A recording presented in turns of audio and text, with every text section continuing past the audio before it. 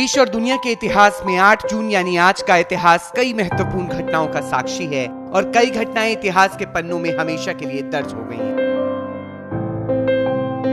दुनिया एक रंगमंच है और यहाँ हर कोई अपनी भूमिका निभाने आया है। बहुत से लोग अपनी भूमिका अच्छे से निभा पाते हैं और उनका नाम इतिहास में दर्ज हो जाता है। इस रंगमंच के ऐसे ही एक फनकार थे हबीब तनवी साहब। मशहूर नाटककार, निर्देशक, कवि और अदाकार हबीब तनवीर 8 जून के दिन दुनिया के रंगमंच से विदा हुए थे। तनवीर के मशहूर नाटकों में आगरा बाजार और चरणदास चोर शामिल है।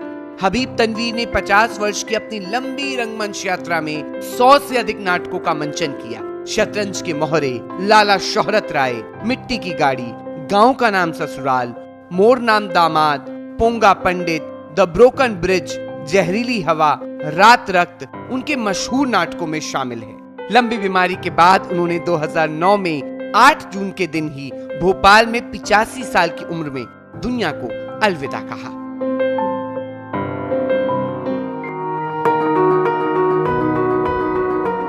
इतिहास के दूसरे हिस्से में बात करेंगे ऑल इंडिया रेडियो की। भारत की सरकारी रेडियो सेवा इंडियन स्टेट ब्रॉडकास्टिंग सर्विस का नाम बदलकर आज के ही दिन ऑल इंडिया रेडियो कर दिया गया था।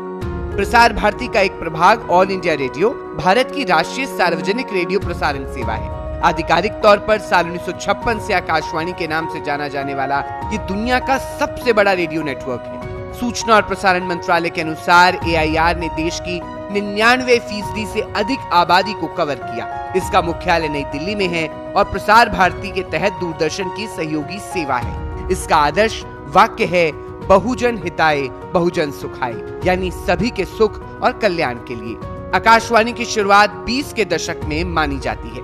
पहला रेडियो प्रसारण साल 1923 में बॉम्बे और कलकत्ता के रेडियो क्लबों द्वारा किया गया था। मद्रास प्रेसिडेंसी रेडियो क्लब की शुरुआत साल 1924 में हुई। जून 1927 में भारत के वायसराय लॉर्ड इरविन ने इंडियन ब्रॉडकास्ट कंपनी का उद्घाटन किया। हालांकि 1930 में IBC को समाप्त कर दिया गया। उसी वर्ष उद्योग और श्रम विभाग के परीक्षण के आधार पर भारतीय राज्य प्रसारण सेवा ISBS शुरू की गई। 1935 में लियोनेल फिल्डन को भारत का प्रसारण नियंत्रक नियुक्त किया गया। इस बीच मैसूर में मनोविज्ञान के प्रोफेसर MV गोपालस्वामी ने अपने घर पर एक निजी रेडियो स्टेशन आकाशवाणी मैसूर की स्थापना की थी। इतिहास के तीसरे हिस्से में बात करेंगे एयर इंडिया की शानदार उपलब्धि की।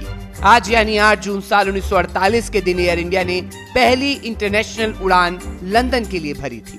विमान में 35 यात्री थे, जिसमें ज्यादातर नवाब और महाराजा थे। बेशक अब लंदन तक की फ्लाइट एक स्टॉप के साथ मुश्किल से 12 घंटे में पहुंच जाती है, लेकिन तब इसमें 2 दिन लगे थे। ये काहिरा और जिनेवा होते हुए लंदन पहुंची थी। ये दिन भारतीय नागरिक उड्डयन इतिहास के लिए बेहद खास है। एयर इंडिया आजादी से पहले टाटा एयरलाइंस के नाम से जानी जाती थी। आजादी के बाद सरकार ने 49% इसके शेयर ले लिए थे। विमान का नाम था मालाबार प्रिंसेस। ये 40 सीटों का लॉकहीड L749 कॉन्स्टेलेशन विमान था। इसके कैप्टन थे KR गुजदार, जो 5000 मील की यात्रा की तैयारी में लगे थे। विमान को रास्ते में काहिरा और फिर जिनेवा में रुकना था। इस विमान पर 35 यात्री सवार थे, जिसमें 29 लंदन जा रहे थे, जबकि बाकी 6 को जिनेवा में उतरना था।